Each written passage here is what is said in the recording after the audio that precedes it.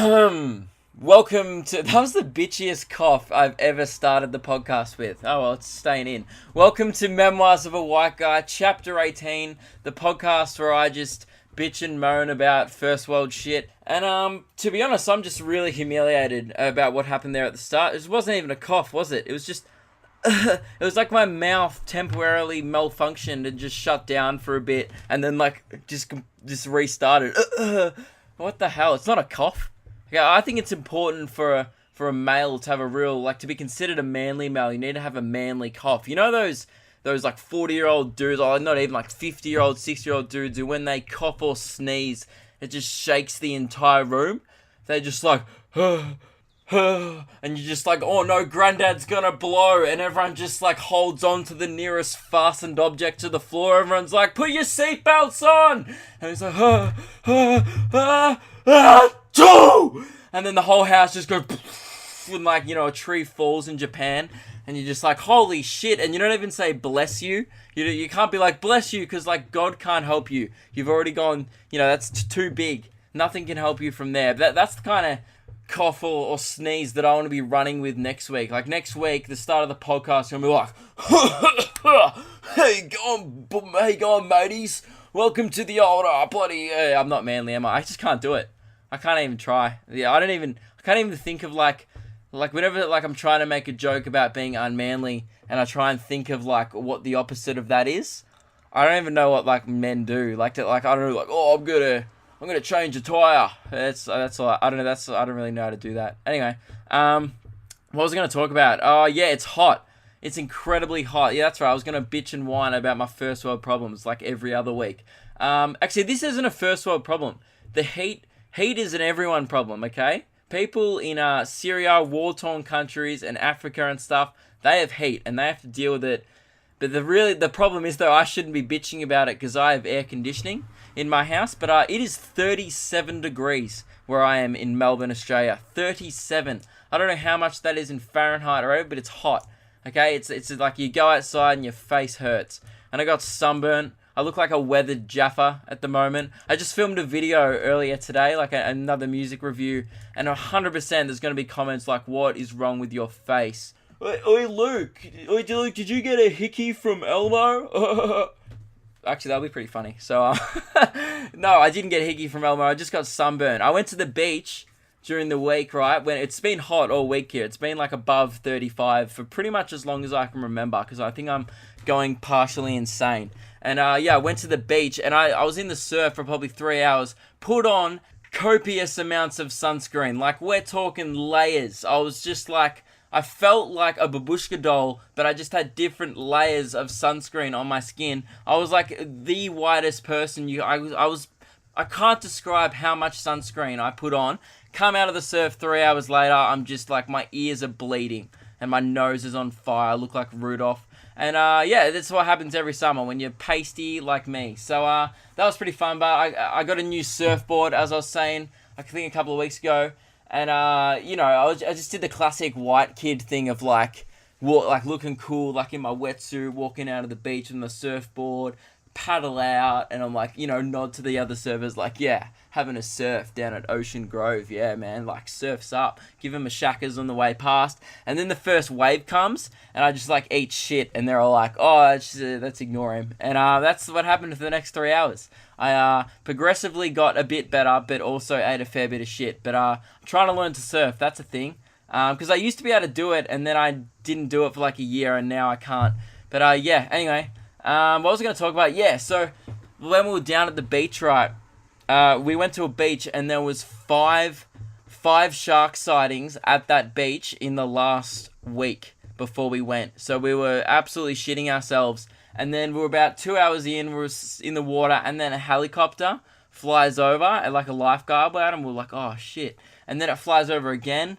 and then it flies over again, and we're like, oh my god, there's a shark in the water. Not enough to freak us out to make us move, just enough where you're looking down and you're oh, getting ready to punch shit in the eye. You start hearing the Jaws music. So that was pretty scary. But, no shark was sighted. Which is disappointing because I've always wanted to meet Bruce from Finding Nemo. He was a good guy in the end, wasn't he? Or was he? No, I think he was a good guy. Everyone likes Brucey. You'd just be confused if you've never seen Finding Nemo. But then again, if you've never seen Finding Nemo, you're dead inside anyway. So stop listening to this podcast. So yeah, it's hot here. Like when it's hot in Australia, like everything just shuts down. Like you drive around and there's like half the cars on the road. There's like just no one does anything. Everyone just sits down and watches cricket. There's 2020 on at night and there's test matches on during the day. Like if you like cricket, well then come to Australia because it's pretty much all we do. And it's all you're supposed to do as well. Like it's a requirement of being an Australian citizen. Like and no one expects you to do anything else this time of year. Until the tennis starts, you're supposed to watch cricket and then you flick. And then the tennis starts, you flick between the cricket and the tennis. But like if your boss comes in and he's like, "Oi, where's that paperwork? It was due on Monday." And you're like, "Oh, I was watching Australia going into bat against Pakistan." And he's like, "Oh, sorry, don't worry then. How did we go?" And you're like, "Yeah, we killed him." Pakistan is shit at cricket. Anyway, I don't want to talk about cricket. So what I want to talk about, I can't think about anything else other than how hot it is. Like when it's hot, all I can think about is heat. So I've been trying to like counter that by just thinking about ice and just cold, like running water instead of lava, which is really what I feel like. I feel like I'm in Mordor right now, just like absolutely like me, Frodo, and Sam are just like, but there's no ring and there's no hobbits. It's just hot. But yeah, I started watching Ice Age just to try and ignore the heat. That's a classic film. I feel like people really misinterpret that film. People think the main characters are Manny, Diego, and Sid, and the little baby thing. Nuh-uh. The main character, and really the character who you can learn the most from, is that little squirrel thing. That I think it's called Scrat, who just... The amount of perseverance and dedication that he puts into retrieving and then, like, unretrieving that acorn throughout the film is incredible to watch. It's a real struggle, and it shows that firstly, actually it shows two things, yeah. It shows that nothing is impossible, and it also shows that true love is real, okay? Because all anyone really wants in life is for someone to love them as much as that squirrel loves that acorn, okay? And I don't think that's too much to ask. I don't know if my girlfriend does love me as much as that squirrel loves that acorn. I mean, I don't know if she'd run away from an avalanche for me. I don't know if she'd track it down, track me for weeks through the snow, okay? I'd like to think she would, but, you know, at the end of the day, who knows? So, I think I'm delirious. The heat's making me delirious, and I'm talking about acorns. But anyway, that's easily not the worst thing I've ever talked about. What I wanted to... the reason why I'm recording the podcast in the heat is because it's actually Saturday. I'm recording this podcast on the weekend because I've got shit to do on Monday, and the shit I've got to do on Monday involves you guys, and that's why I need to get it done. Because actually I need to go get the announcement megaphone for this because it is an announcement about my show. So wait, I got it. I don't know how I was gonna, why I was gonna use the megaphone to make... If anything, this megaphone is making this announcement really unclear and hard to listen to. So I'll probably go in between the megaphone and talking just because it's quite hard to understand and it's also very loud. So, the announcement that I wanted to make is the pre-sale tickets for my Melbourne International Comedy Festival are currently on sale. Like when you're listening to this, they're on sale now, and that's for people in Melbourne. The interstate shows will be not on sale for another month or so, just because we're still booking that all in. But yeah, so if you actually, before I get to that, I got to talk about the show because yeah, I've been talking about this for ages and ages, and you guys are probably getting sick to death of it. But I'll be talking about it for a few more weeks, then I'll give it a rest just while tickets are on sale. But yeah, so Melbourne goes on sale. The pre-sale is for you guys who listen to the podcast, and then it will go on sale for everyone else on Thursday, I think.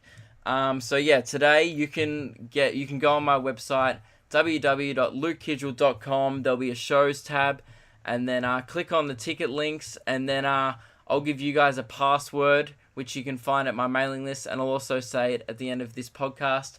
The password to buy to buy tickets for the show, which would be cool. And the reason why I wanted to do a pre-sale for you guys is because you guys listened to me shit on for 40 minutes. I mean, I just talked about like Mordor and acorns. The least I can do is give you guys early access to tickets to my show. And I wanted to do that so you guys have the opportunity to definitely not miss out on weekend spots. I mean, you can book on it for a Tuesday night if you want, but the 2 weekend spots, Friday and Saturday, will probably go very quick when I put them on sale. So I wanted you guys to get first opportunity at those tickets, because let's be honest, you want to be going out on a weekend. No one wants to go see that shit on a Wednesday night. But at the same time, though, geez, it'd be shit if no one rocked up on a Wednesday. Anyway, so I called my show You Don't Own Me. That's what the show's called, and I'm so excited about it. The reason why I called my show You Don't Own Me is because I'm a badass, and I'm reckless, and I'm anti-establishment, and I don't give a shit about what society thinks of me. No. The actual reason is, that's probably the reason. The reason is because I thought that was funny.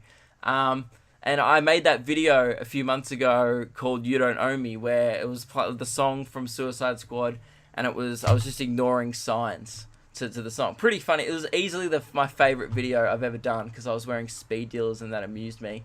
And at the time, about a week after I put out the video, it did okay at the time. Got about 300 likes, I think. And then, but it didn't go viral yet. And I was trying to think of a show name. And originally, my show was going to be called Dropout. But then I changed it because I didn't like the title Dropout anymore. But I changed it to You Don't Own Me because I really liked that video, and it was my favorite video at the time. And then literally about 2 days after I emailed the comedy festival that I'd changed my show name, that video started blowing up online and is now on 1.8 million views and is easily by far the most viewed video I've ever made. So very convenient, and also people think that I'm trying to just cash in on that video. I wasn't really. I was kind of hoping people would forget about that video, and then I just call my show You Don't Own Me because I thought it was a cool title. Anyway, that's what my show's called. I'm pretty excited about it. What it is, it's 50 minutes, or it's my best hour of stand-up from the last 2 years since I've started comedy. I pretty much put everything into this show. I can't even count the hours, hundreds and hundreds of hours into this show. So yeah, I hope you guys all want to come out and see it, and I'm pretty excited about it. So the way you can get tickets is, as I was saying, on my website, www.lukekidgell.com. The pre-sale's up. There'll be a shows tab. Then you click whatever date you want to come to the show. And to buy tickets, you need to fill in a password before Thursday, because that's what the pre-sale is for you guys. And the password is white guy in capital letters. So white guy, because it's for the podcast people. All capitals, no spaces. It's pretty simple. I've tried to make tickets as cheap as possible. As I was talking about a few weeks ago, I jumped through a zillion hurdles to try and take off $3 off the ticket price for you guys. So yeah, tickets are $18.50 concession and $22 for full for your parent or whoever wants to come. There is also a $1.50 booking fee due to the ticketing services, which is annoying, but it's unavoidable because someone has to get paid. So that was the cheapest I could make it. It was supposed to be $3 or $4 for that. But that $1.50 does not go to me at all. That goes straight to the ticketing services. But that was the cheapest one I could find. So I did that for you all. So yeah, it's tickets for concession $20 all up, including the booking fee, which I think is reasonable because that's pretty much as cheap as shows at the comedy festival come. So that's what I wanted to do, make the show as cheap as possible, because it's my first year and I didn't want to make price a reason why people wouldn't come. And I'm really hoping that the price that I've set covers all the venue hire, tech, all the sound stuff that I needed to get for the show. So fingers crossed I don't starve and be homeless. Hey, and also those prices are the same Australia-wide. So when I tour interstate, it'll be the exact same price, just because I wanted to make it fair for everyone. So yeah, and also I was asked during the week, I'll get up the question. It was a good question about the show. I got up the question. The question is from Patrick Curtin. He said, "Hey Luke, love your shit. I'm just wondering how old you have to be to come to your comedy shows next year. Cheers." This is a good question, and for those who are under 18, I pushed really, really hard to find an all-ages venue. But in Melbourne, it's pretty much impossible because the main venue that was doing all ages has now shut down, which is disappointing. And if you saw me open for Lewis Spears last year, that was actually at the main all ages venue, the downstairs lounge at the Grand Mercure. But that's not running this year, so all I could do, I got a room where it's under 18s are allowed in with a parent or guardian. So if you want to come to the show and you're under 18, bring your big brother or bring your dad or whatever. And it's not going to be like an awkward show if you're worried about like it being rude or anything. It's not too bad, like the swearing and stuff, but I think your dad will probably like it, or your mum or whatever. So old people just like weirdly like my shit. Whenever I do open mic nights and there's old people in the audience, they somehow, I don't get why, I'm like, you shouldn't be laughing at this, but they do. So feel free to bring your parents. I think they'll enjoy it. And yeah, if you want to come and you're over 18, obviously come by yourself, come with your mates, whatever. You can also get cheaper tickets by bringing 4 or more people to the show. I think it's like $18 tickets if you book more than 4 tickets at once. So yeah, bring your friends, make a night out of it. The show's at 8:30 as well in Melbourne at the Last Jar. It's on Elizabeth Street. It's about a 10-minute walk or 5-10 minute walk from Melbourne Central Station. So it's easy to get to via public transport. And yeah, that's pretty much all I have to say about the show. I didn't want to talk about it for too long because the people who aren't interested in going to the show have probably tuned out by now.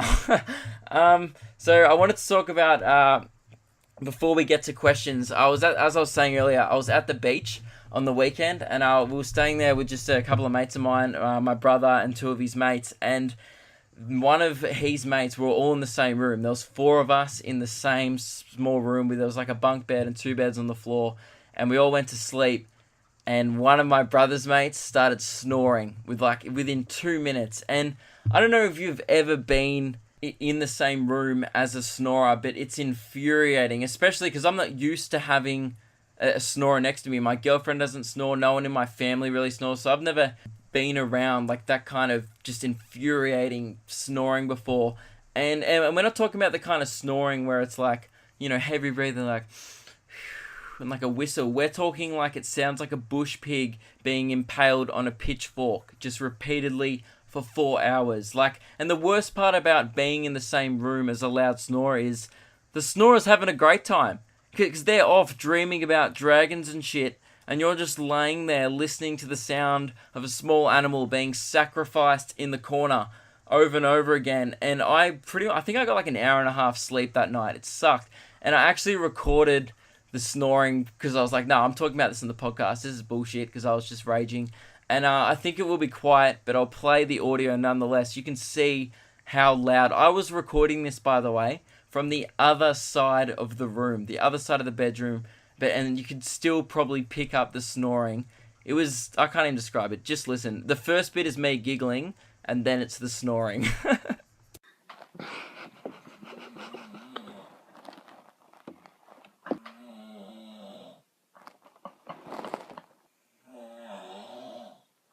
So yeah, that was what I was hearing all night long, and it didn't stop. But it was pretty much from 12 a.m. till about 7 a.m. And I don't really remember a lot of it because it was just, I don't know, it was all a blur. I just remember being annoyed, but it kind of made it all better though, because I showed the guy who was snoring, I showed my mate that recording that you just heard.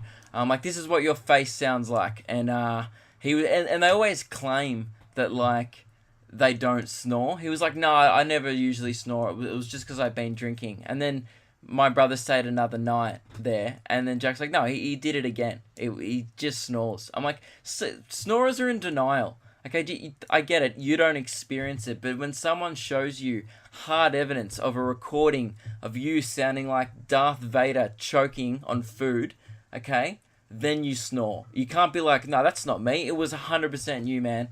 Don't stop denying it. So if you know a snorer, record them, call them out on it, and see if they deny it. 70% chance they will, because it's I don't know. I guess it's. I think they deny it because they feel like it's embarrassing because they've kept you up all night.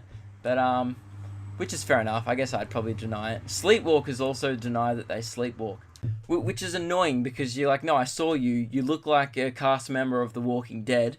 It scared the shit out of me, and I appreciate it if you just admit it. But they never do. Anyway, so I had to come back from the beach early because I had all the stuff for the show that had to get done. But when I got home, I was home alone because my parents went up to our beach place. And it's always, the same things always happen when you get left home alone. The first 24 hours is really fun. You just do shit that you're like, oh, you can just get away with anything. You're like, oh, I didn't put this bowl away. Who cares? Like, oh, you didn't do the dishes. No one's going to say anything. You're the only one there. I mean, it annoys me that I didn't do the dishes, but it doesn't annoy me enough to do them, so I just leave them there. And but then after like 24 hours, like the honeymoon period, all your survival skills just start kicking in. Like you start being really resourceful and you start rationing yourself food. Like the last 3 meals I've had have been 2 minute noodles. And I thought we were going to run out of food the other night, but then my girlfriend dropped off a care package of lasagna, which was very helpful. But it's so true. Like I'm at like day 3, so I'm at the point where I'm just like, I'm ready to go hunting for food again because we're almost out.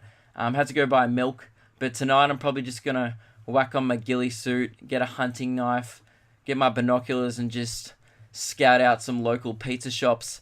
But it's so crazy though how your life just goes from very like cozy, you're being looked after, mum and dad do shopping, and then boom, you're in an episode of Man vs. Wild and you're drinking your own piss in your lounge room. And then you realise that you're not actually in the Sahara Desert, you're in Melbourne, Australia, and you actually have running water. And I felt like a bit of a goose, and when I wiped the piss away from my mouth, I was like, wow, make sure you don't mention that one in the podcast, Luke. That's a bit humiliating. Whoops. Anyway, but this morning I did a load of washing. I just started pressing buttons and shit. I was something about spin, temperature, and then I just pressed the on button because I got bored. And then I also did dishwasher. Nothing broke, so that was good. So I'm pretty much, I'm becoming an adult. I'm proud of myself. And by adult, I mean someone who just, wipes their own butthole and can put on a dishwasher incorrectly. So, but you got to start somewhere, don't you? Man, it's still hot. It's still like insanely hot. I should have recorded. Oh, that's what I should have done. I should have recorded this episode in my like mini kiddie pool. I should have just filled it up with some hose water, sat in the backyard, and we would have had an absolute ball. That was a mistake. I should have done that right at the start. We could have had, playtime. We could have had like name that splash, and I dropped something in the water. Damn it! That next time it's hot, I'll do that. Although would that be? No, that'd be good. That would be a good episode. Kiddie pool fun. That sounds so bad. Alright, it's time to answer some questions so I can stop recording this podcast in the heat of my bedroom, okay?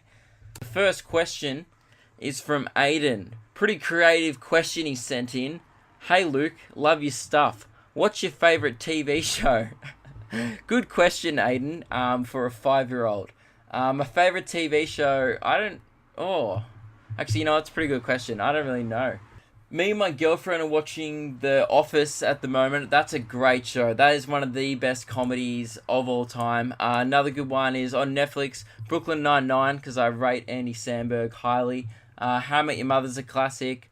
I don't really watch it that much, but people like Seinfeld. And his thing with Seinfeld, I've never watched like the entire thing through. I've only ever watched random episodes on TV, and I get why people think it's great, but really, I just don't have the time. I don't really watch TV shows. People watch seasons and seasons of all these dramas and shit. And I'm just like, I got podcasts to record. Okay, I've got other dumb shit to do with my life. Stop. I waste my time doing this, not watching. Actually, I do watch Suits. That's the only pretty much non-comedy show I've ever watched. That's a good show. I've watched all of Friends. Not the best, but it's still funny. It's just a classic. That's probably it. I'm gonna be honest, man. I'm not a massive TV guy. Actually, what's a banger from back in the childhood days? Arthur. What a show. I used to watch that every day after school. And that's sick. Arthur was definitely the best childhood show. That and Bear in the Big Blue House. Those are, I think, Bear in the Big Blue House may have been American or Australian. I don't know. Anyway, it's a banger. Next question. This one is from Kim. He said, question time. What's the biggest fuck up you've done on stage? Why do people think I would muck up? Why are you assuming that I just screw up on stage all the time? I don't. Okay, probably the worst thing I've ever done on stage. I mean, I don't really.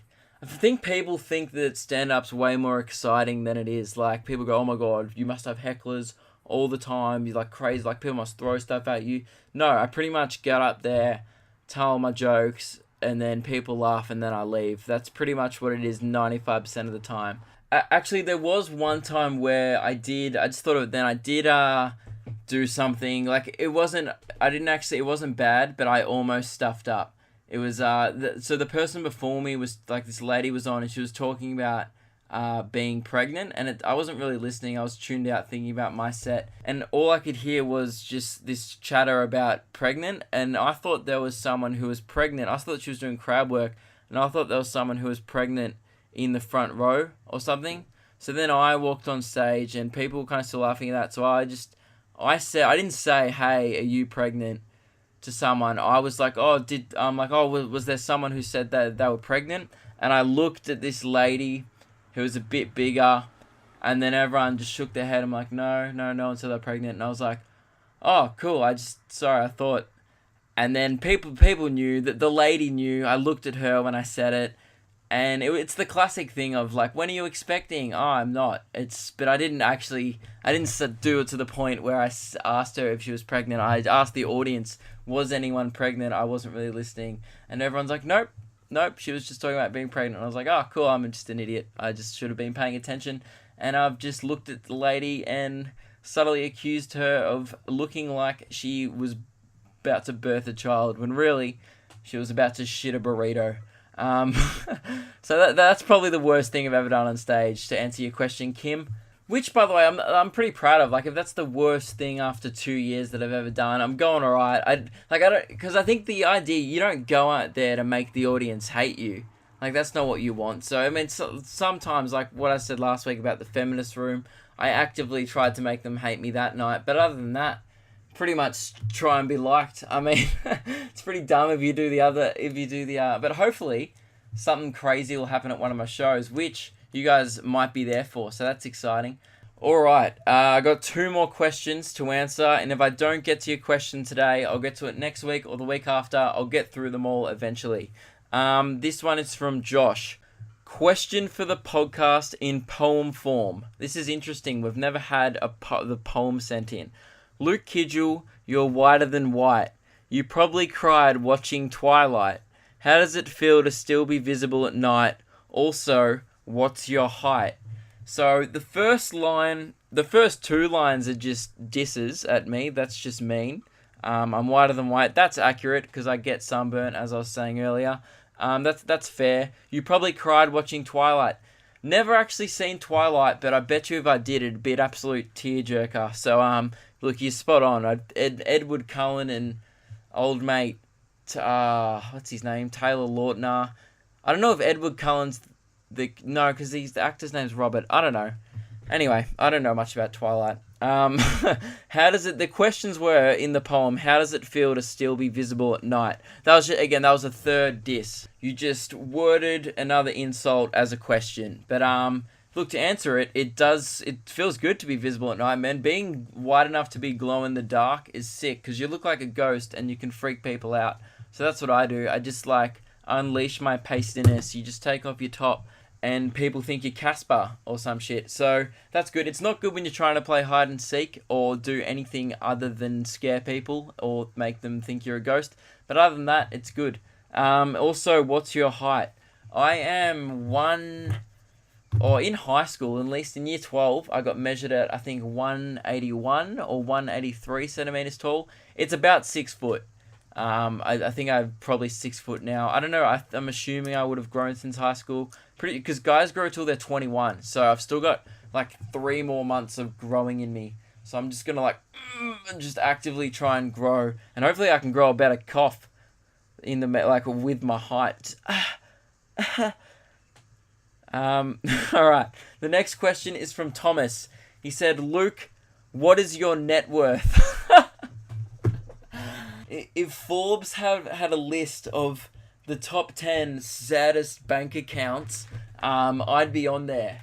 What is your net worth, mate? Who do you think I am? All right, I have a job. I don't even do comedy full time. I work at a golf course. So what is my net worth? Think of the number. So you've got a 0, and so pitch a 0. Yep. Cool. Next question. Seriously though, man, what do you honestly think? Yeah, I'm my net worth. If I put it this way, if I won $50 today, I'd have like $60. So that'd be good.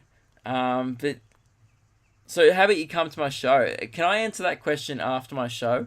And then it might be like $80 if one of you buys a ticket. Actually, no, it won't, because it'll be like minus $5,000 because of the venue hire. Shit. Can you guys please come to my show? That'd be helpful. Actually, I just got sent one more question. So I'm gonna answer that right now. I'm reading this live. Alrighty. I'm great at questions. Okay, so if someone says, "Hey, let's go out for burgers and fries," and they don't get you curly fries or onion rings, are they still good enough to be in your presence? This is a very American question, I feel. In Australia, we pretty much just have like fries or chips. We just have burgers and chips. And we don't have, no one eats onion rings or curly fries here. You'd have to probably go to an American restaurant to get that. So, look, you just said at the start that you were great at questions. Sarah, pretty bad question, I'm going to be honest. I mean, doesn't apply to me at all. So, would the person, if they didn't get me onion rings and curly fries, still be...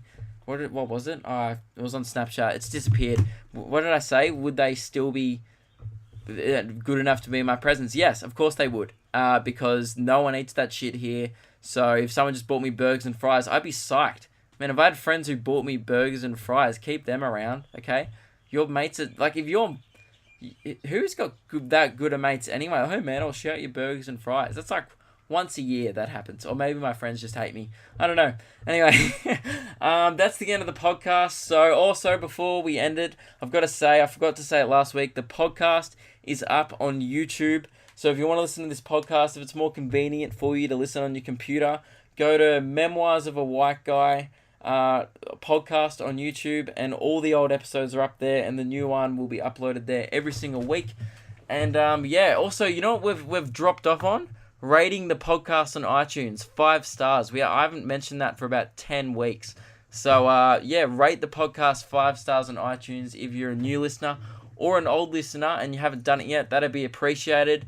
And so the shows are on pre-sale. So what you're going to do now after this is you're going to go to www.lukekidgell.com. You're going to sign up to the mailing list, because that's just fun joining the shittest cult in the world. You'll get a dumb welcome email. I'm going to send an email out tonight, actually, so you will already receive that. The pre-sale is already on sale for you podcast people only, so take advantage of it. And if you want to get on a weekend show, the Friday and Saturday, enter the code WHITEGUY in capital letters with no spaces. And you'll be able to book tickets for you and your mates. And all your mates will be like, "Oh man, tickets aren't even on sale yet." Be like, "Well, I listened to his podcast." And make sure you flick your hair back while you say that, because it makes you look sassy and hella powerful. Anyway. So if when you buy tickets, if you want, Snapchat me when you're buying them. I'll thank you. You're too kind. And I'll see you at the shows, and I'll also see you next week. There should be a music review coming out either Monday, or it could even be already out on Sunday. We'll see. There should be a music review coming out tonight as well. I am going to go actively seek out shade, ice, and water, and anything that will make this... Actually, you know what? I'm probably going to go for a run right now. So that's going to be dumb. Wish me luck. May not even be alive next week. We'll see. So, cool. Thank you for listening, and enjoy buying tickets to my show. I don't know. If you're from Melbourne, go check it out. See ya.